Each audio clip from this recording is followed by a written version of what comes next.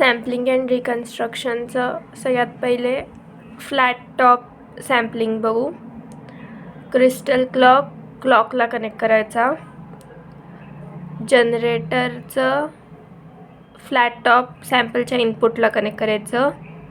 मग त्याच्यानंतर बी आणि सी क्रिस क्रॉस कनेक्शन्स, बी एस क्लॉकला, सी डंप क्लॉकला आणि आउटपुट DSOला बघायचं. मग फ्लॅट टॉप सॅम्पलिंगचं आउटपुट दिसेल आणि सेपरेट म्हणजे फक्त साईन वेव्ह आणि पल्स स्ट्रेंथ बघायचे असेल तर साईन वेव्ह आपण इथं कनेक्ट म्हणजे DSOला जनरेटर कनेक्ट केलं की साईन वेव्ह फक्त दिसणार आणि बी कनेक्ट केलं फक्त DSOला तर पल्स स्ट्रेंथ दिसणार.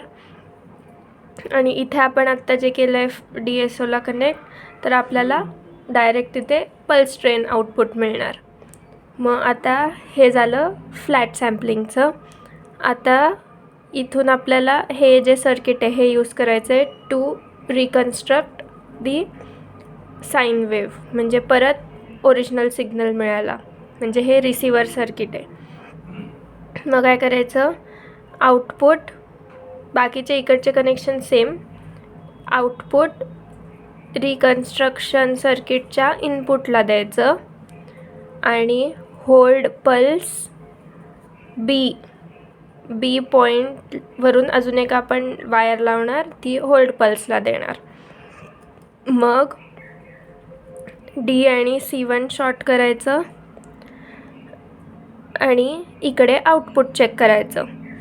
मग आउटपुटमध्ये आपल्याला नॉईज मिळतो, आपल्याला प्रॉपर साईन वेव्ह मिळत नाही. मग ते नॉईज घालवण्यासाठी इकडचं आउटपुट LPFच्या इनपुटला द्यायचं आणि मग DSOवर आउटपुट चेक करायचं. मग आपल्याला प्रॉपर साईन वेव्ह मिळते.